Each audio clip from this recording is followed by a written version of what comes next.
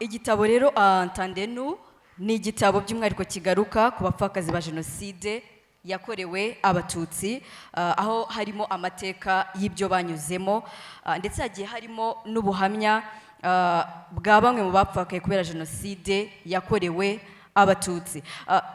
Chantal, ndagira ngo mpite nkubaza tukiri kuri iki gitabo, mbere yuko tujya ku muryango Avega cyiswe Entendez-nous, mutwumve.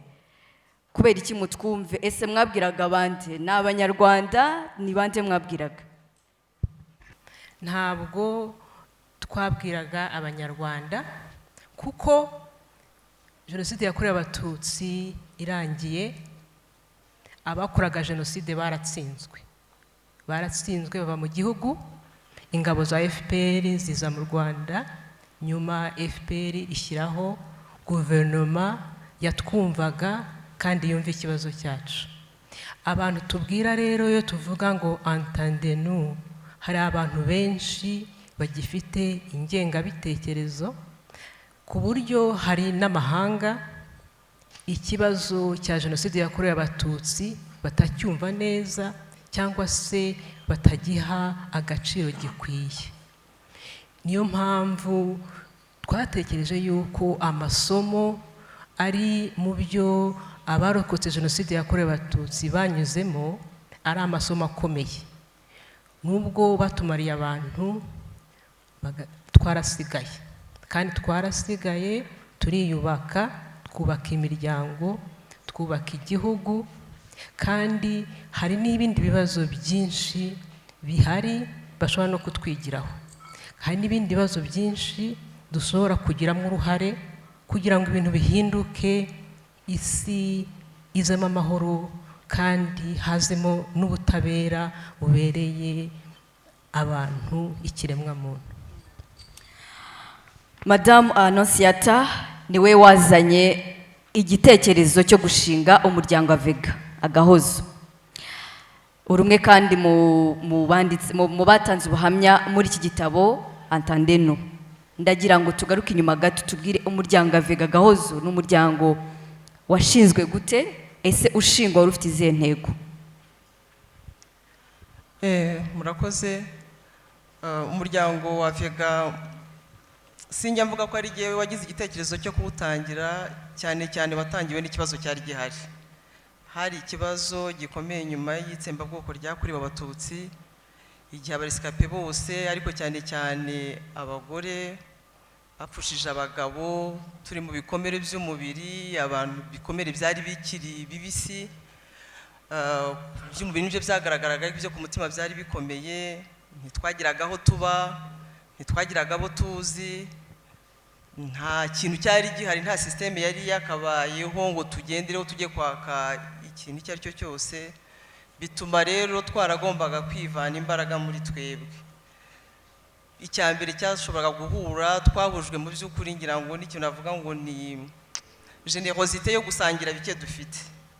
Uwabaga afite gakeya gasangiraga n'undi, tugenda duhamagarana, dutangira turi bakeya, tubona ku buryo bitugirira akamaro, reka tujye tubwira n'abandi, tugenda twiyongera kuko ikibazo cyari gihari. N'ukuri ikibazo cyatangije Avega ni ikibazo cya jenoside, cyo kurokoka mu bukene, mu bwihebe, mu bikomere, byatumye dushobora kwishyira hamwe kugira ngo tujye dushobora kubona ibisubizo ku bibazo byacu.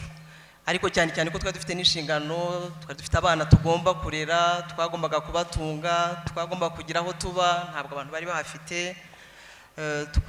Byari byinshi rero byatumaga ari twebwe tugomba kwivanamo izo mbaraga kugira ngo dukemure ibibazo byacu byari media. Icyo gihe ntabwo twatekerezaga yuko hazabaho imyaka Avega izaba iri mu turere twose two mu Rwanda. Icyo gihe twaravugaga ngo kuko twarokotse tugomba kubaho, reka dushakishe uko tubaho byihutirwa. Ariko none uko tugenda twishyiramo byihutirwa, tugenda twiyongera, twiha objective, reka dushyireho umuryango, reka duhe inshingano, reka duhe structure, reka duhe ubuyobozi. Ariko cyane cyane ndavuga ubushake twagiraga abantu batangiye nuko twagombaga no kujya gushaka abandi. Muze tujye gushaka, hari umudamu urwaye, hari umudamu udafite aho aba, hari umudamu birukanye, icyo kintu cyo gukomeza tujya gufashanya twebwe hagati yacu niyo yari inshingano ya mbere, no kugira ngo wa mugani turirire hamwe ugira umuntu ubwira icyo kibazo cyakubayeho acyumve. Ntabwo byari byoroshye kukivuga utakibwira umuntu muhuje ikibazo.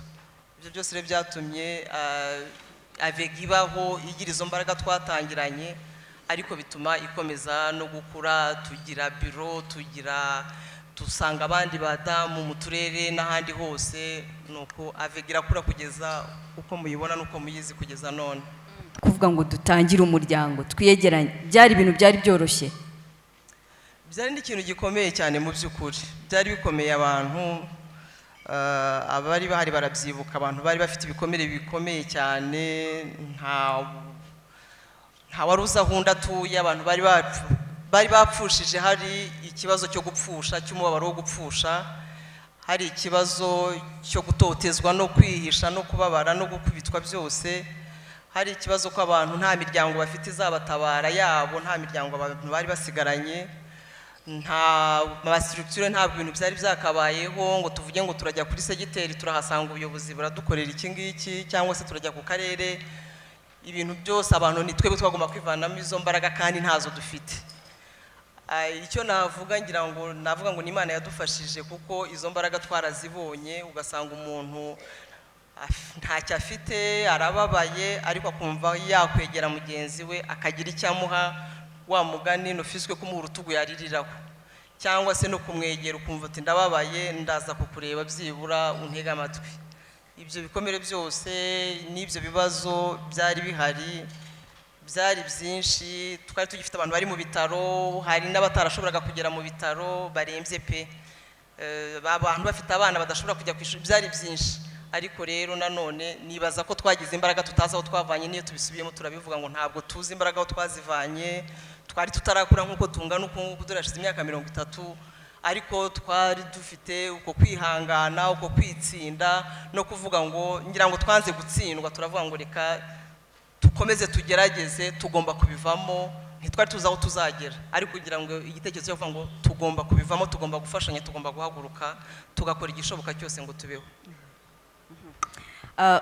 Madame Chantal, nawe nk'umwe mu bashinze umuryango Avega, watubwira inzitizi mwahuye nazo mu rugendo rwo gutangiza umuryango Avega? Ese n'uruhe rugamba mwarwanya? Nyuma ya Jenoside yakorewe Abatutsi hari ibibazo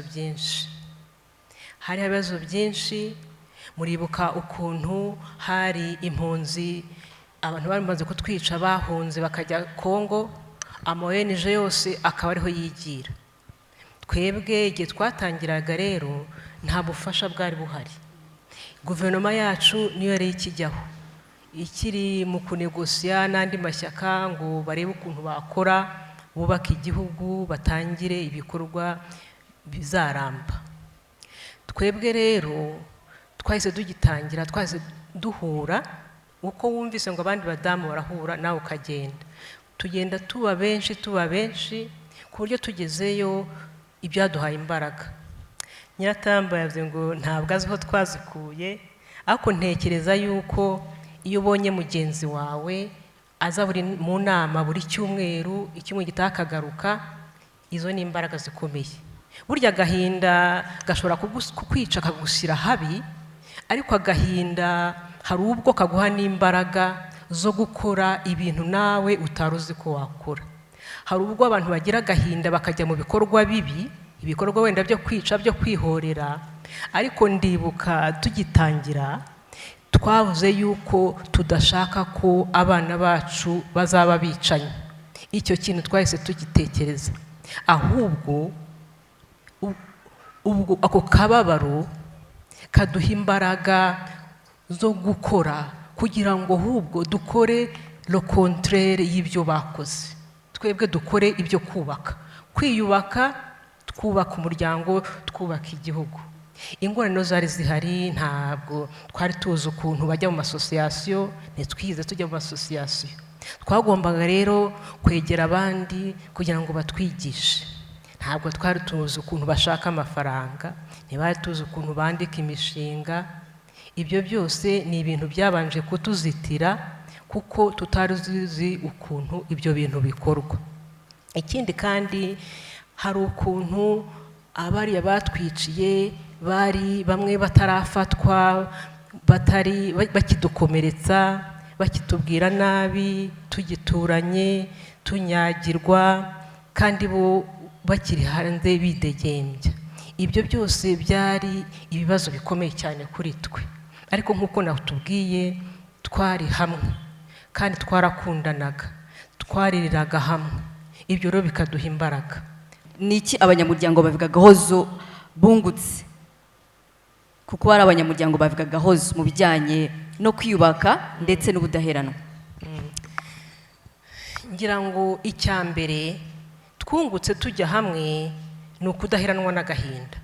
Ntekereza yuko izo mbaraga twakoreshaga kugira ngo duhure, turire, tuvuge ibibazo byacu, icyo nicyo cya mbere byatumye twiyubaka, nicyo cya mbere cyadufashije.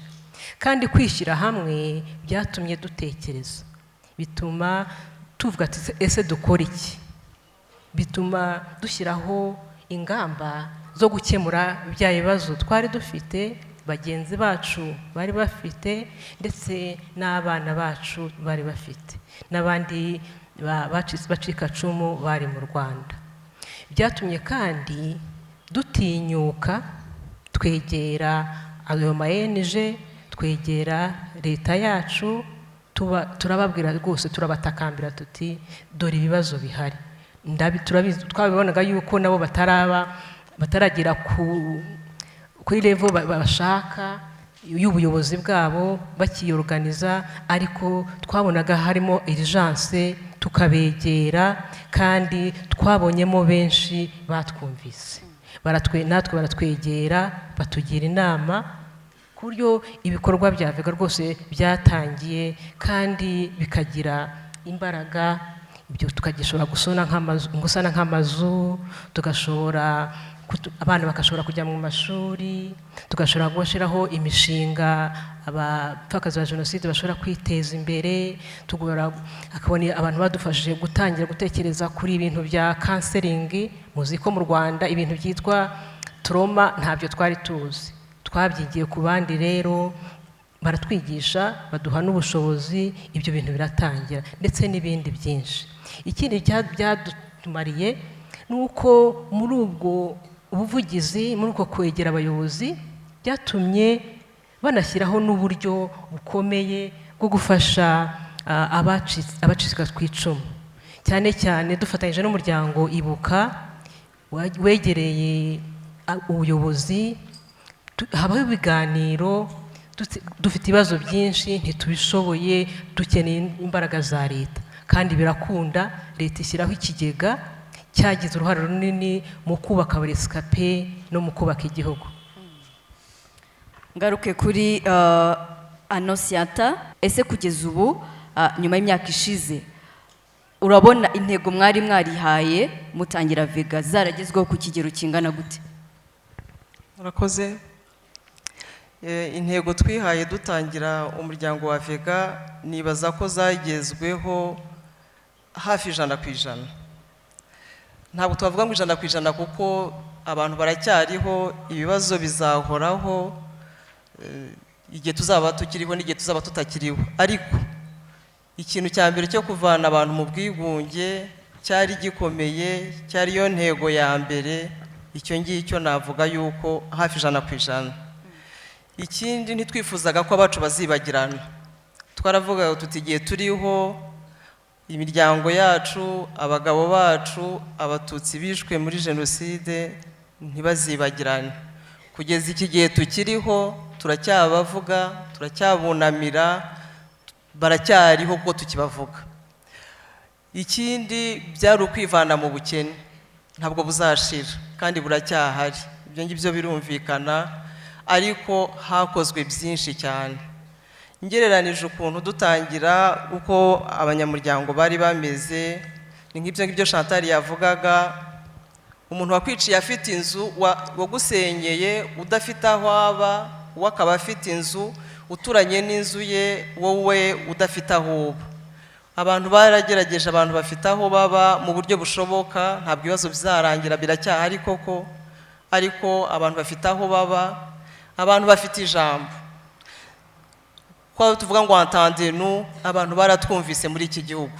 Leta yaradufashije.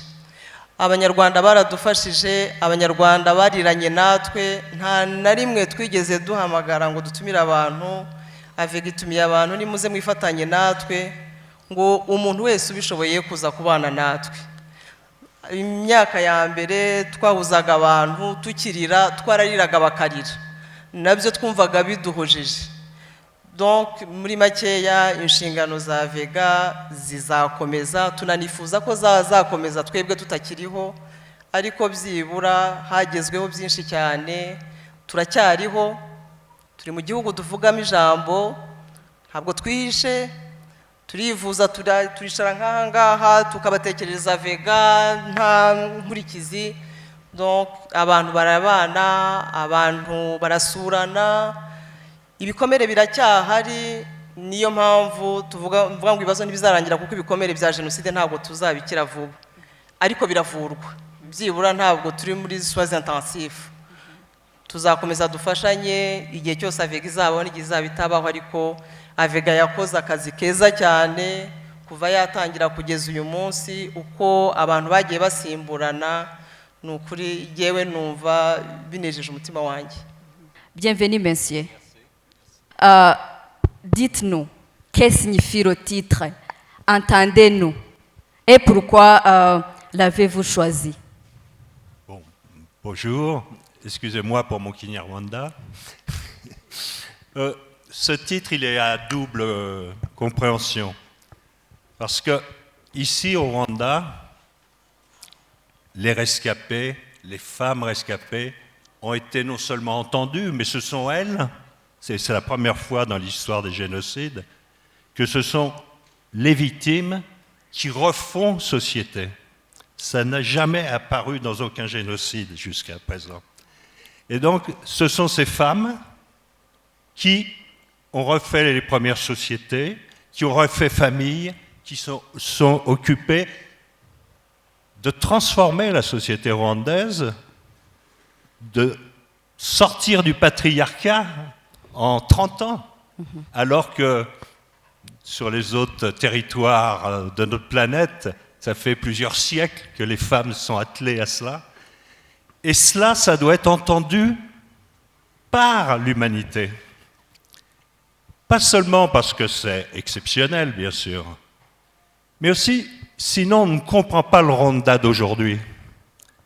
Et on peut avoir, comme on le voit encore ces jours-ci, une opinion mondiale, une opinion européenne, occidentale, qui à la fois maintenant a reconnu le génocide, mais qui parle même de miracle rwandais. Bon, on sait qu'Imana est avec nous, mais c'est l'affaire des hommes et des femmes, bien entendu, mais qui en même temps couple ça avec l'idée d'un Rwanda tenu de main de fer, d'un Rwanda qui serait piloté de façon du sommet, etc., et qui ne comprennent pas justement que c'est cette histoire-là, c'est-à-dire une société qui a trouvé en elle-même ses ressources pour devenir ce qu'il est aujourd'hui, qui est à entendre. Sinon, on va continuer avec cette double vision d'un Rwanda qui est un exemple pour l'Afrique, et en même temps d'un Rwanda qui serait, on ne sait pourquoi, un lieu d'enfermement. Voilà, c'est pas seulement un problème d'histoire, il faut entendre ça. Il faut entendre ça. Okay, qu'avez-vous appris en écrivant ce livre? Qu'avez-vous appris en écrivant ce livre? J'ai appris que des humains,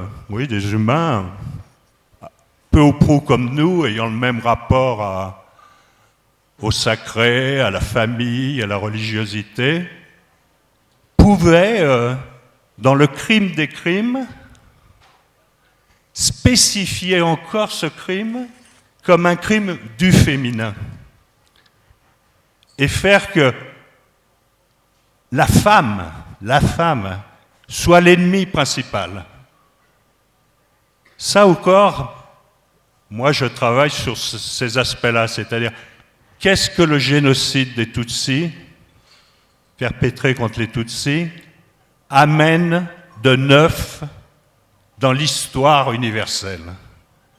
Eh bien, on peut aujourd'hui considérer que ce génocide nous apprend justement que les groupes qui peuvent désigner en tant que tels ne sont pas seulement des groupes sur des aspects raciaux, sur des aspects de nationalité, ils peuvent se concentrer aussi sur les femmes en tant que telles et avoir dans l'exécution même de ce génocide une façon d'attaquer le féminin, d'attaquer la matrice même de l'humanité. Et donc, en écrivant ce livre, j'ai pris conscience réellement de cela. Quel message espérez-vous que les lecteurs retiendront de ce livre? Vu l'injonction du titre, j'espère des lecteurs, premièrement qu'ils soient nombreux bien sûr, il faut faire lire ce livre. Je crois que l'odyssée des femmes, des jeunes veuves, des jeunes mères, tout à fait exceptionnel, parce qu'il y a le côté évidemment infâme, mais il y a le côté sublime, que ces femmes aient pu refaire en partie le Rwanda, vraiment c'est extraordinaire, c'est une odyssée, et on a aujourd'hui la chance d'avoir les deux premières présidentes d'Avega, donc c'est formidable, ce livre doit être lu, mais il faut que les lecteurs soient des lecteurs actifs, à mon avis, parce que ces femmes, qui ont déjà porté un lourd fardeau, sont maintenant, au niveau de l'humanité, les représentantes du génocide. Les témoins de la Shoah ont presque tous disparu.